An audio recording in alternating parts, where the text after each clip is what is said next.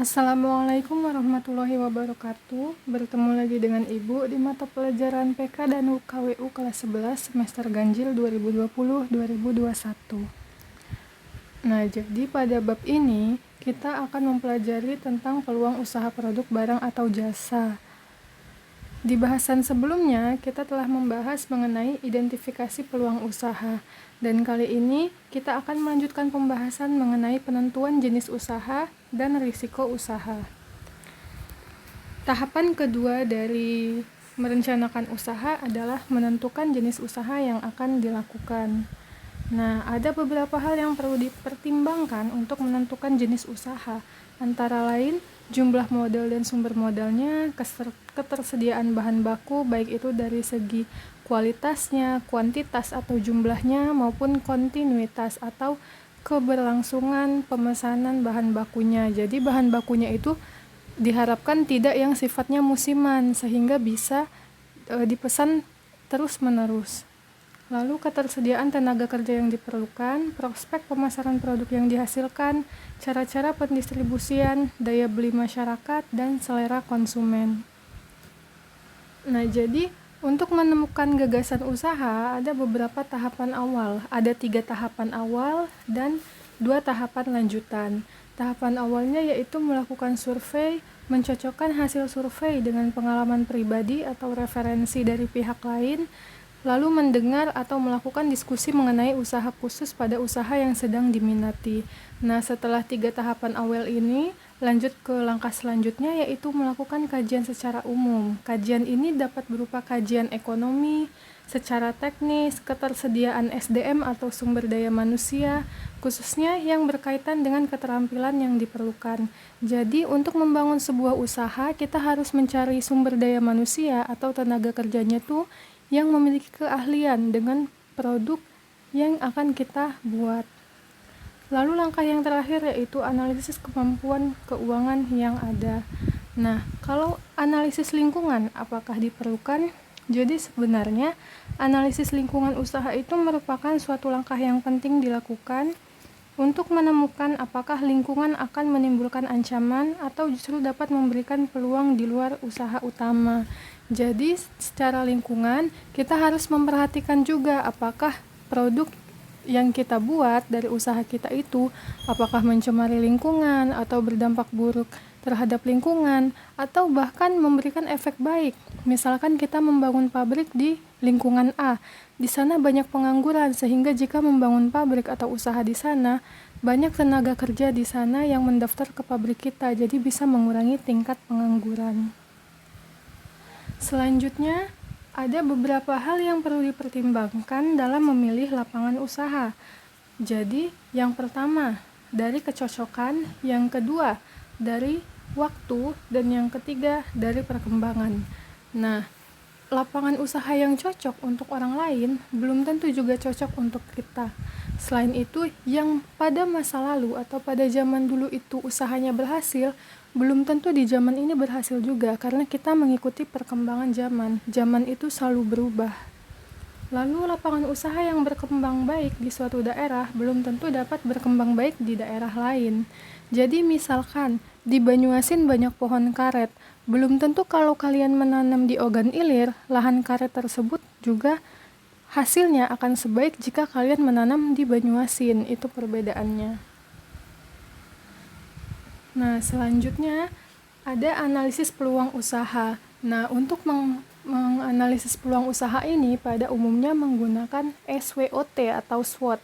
Ada strength atau kekuatan, weakness atau kelemahan, opportunities atau peluang, dan threats atau ancaman. Jadi, strength ini adalah karakteristik organisasi ataupun proyek yang memberikan kelebihan atau keuntungan dibandingkan dengan yang lainnya. Kalau weakness itu adalah karakteristik yang berkaitan dengan kelemahan pada organisasi atau proyek dibandingkan dengan yang lainnya. Sedangkan opportunities adalah peluang yang dapat dimanfaatkan bagi organisasi atau proyek untuk dapat berkembang di kemudian hari. Dan yang terakhir ada threats atau ancaman, yaitu ancaman yang akan dihadapi oleh organisasi atau proyek yang dapat menghambat perkembangannya. Maksudnya yang dari tadi Ibu sebutkan organisasi atau proyek itu adalah dari kitanya, dari usaha yang akan kita jalankan. Nah, analisis SWOT ini disebut juga dengan analisis internal eksternal atau internal external analysis. Sedangkan untuk matriks SWOT itu disebut juga dengan matriks IA. Kemudian ada beberapa faktor yang mempengaruhi empat komponen dasar yang SWOT tadi. Dari faktor internal itu mempengaruhi strength dan weakness, sedangkan dari faktor eksternal itu mempengaruhi opportunities dan threats. Jadi untuk faktor-faktor ini bisa kalian baca penjelasannya. Kemudian, nah bagaimana sih kita menggunakan analisis SWOT? Jadi di sini sudah Ibu sertakan daftar-daftar pertanyaan pada masing-masing komponen dasar SWOT. Seperti di strength, pertanyaannya adalah apa kelebihan yang dimiliki? Lalu, apa yang membuat organisasi atau usaha kita itu lebih baik dibanding yang lain, dan sebagainya. Jadi bisa kalian untuk mencari analisis peluang usaha berdasarkan SWOT, kalian bisa mencari dengan pertanyaan-pertanyaan yang telah dituliskan di sini. Kemudian, kita masuk ke peluang usaha di bidang farmasi, karena kemarin telah ditugaskan untuk membuat suatu usaha dan melihat bagaimana peluangnya yang terkait dengan bidang farmasi ya. Jadi kalau di bidang farmasi itu sendiri, pada umumnya di bidang farmasi itu yang dilakukan adalah pengolahan. Jadi pengolahan itu adalah membuat atau menciptakan bahan dasar menjadi produk jadi agar dapat dimanfaatkan untuk kepentingan banyak orang. Nah, pengolahan ini prosesnya adalah mengubah benda mentah menjadi produk jadi, baik itu hanya mencampur atau hanya memodifikasi atau dari awal sampai akhir. Itu dinamakan mengolah. Nah, pengolahan di bidang farmasi ini bisa mengolah bahan kimia atau bahan sintetis, bisa juga mengolah bahan alam seperti tumbuh-tumbuhan, hewan, mineral. Nah, bahan-bahan ini akan menjadi obat, bahan obat, obat tradisional, kosmetika, makanan, dan PKRT atau perbekalan kesehatan rumah tangga. Nah, jadi terkait ke bahan alam tadi, seperti yang telah kalian ketahui bahwa Indonesia memiliki sekitar 30.000 tanaman obat. Nah, banyaknya tanaman berkhasiat obat di Indonesia ini membuat Indonesia berpotensi untuk mengembangkan produk-produk herbal yang berasal dari alam, karena pada zaman sekarang itu trennya sudah back to nature atau kembali ke alam.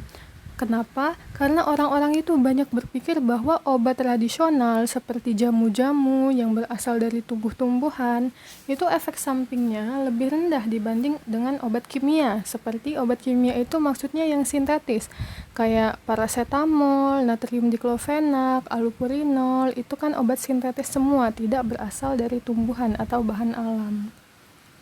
Nah, jadi itu adalah peluang kita di bidang farmasi untuk mengembangkan tumbuhan. Nah, ada beberapa faktor kegagalan dalam menemukan gagasan usaha. Ada 6 faktor kegagalan, mulai dari data, ketidaktelitian, dari salah perhitungan, pelaksanaannya yang salah, kondisi lingkungan yang berubah, maupun unsur kesengajaan. Nah, kita masuk ke risiko usaha. Jadi, risiko usaha ini ada 2 penyebabnya. Ada dari internal, ada dari eksternal. Kalau internal dari dalam perusahaan, sedangkan eksternal itu dari luar perusahaan. Jadi, risiko usaha itu sendiri adalah kendala yang memungkinkan terjadinya sesuatu yang merugikan, tidak terduga, ataupun tidak diharapkan. Nah, macam-macam risiko itu ada 4. Tapi ada tambahan untuk risiko lainnya nanti. Risiko lainnya itu dibagi menjadi 2. Jadi total macam-macam risiko ini sebenarnya ada 6. Ada risiko teknis atau kerugian, risiko pasar, risiko kredit, risiko di luar kemampuan manusia. Nah, ini adalah penjelasan tentang risiko teknis atau kerugian. Jadi risiko teknis ini adalah risiko yang terjadi akibat manajer atau wirausaha tidak mampu mengambil keputusan.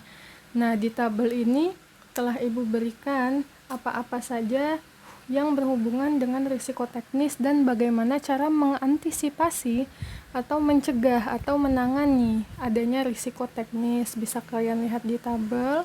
Kemudian ini ada risiko pasar dan risiko kredit. Kalau risiko pasar itu terjadi akibat produk yang dihasilkan kurang laku atau tidak laku di pasar. Jadi risiko pasar ini produknya itu menjadi kuno karena penerimaan yang diperoleh terus menurun dan terjadi kerugian. Nah, risiko pasar ini bisa menyebabkan perusahaan itu gulung tikar atau bangkrut. Sedangkan untuk risiko kredit, ini risiko yang ditanggung oleh orang yang meminjamkan uang atau disebut dengan kreditur. Jadi risiko kredit ini dia bukan risiko yang dialami oleh seorang pengusaha atau yang membuka usaha, tapi yang dialami oleh seorang yang memberikan pinjaman ke orang yang berusaha tersebut. Lalu yang terakhir ada risiko di luar kemampuan manusia. Jadi manusia itu tidak bisa mengendalikannya. Contohnya bencana alam, banjir, angin topan, puting beliung. Kita tidak bisa mengendalikan alam, maka itu di luar kemampuan manusia. Nah, seperti yang Ibu sebutkan tadi, ada risiko lain. Risiko lain itu ada risiko real dan risiko psikologis.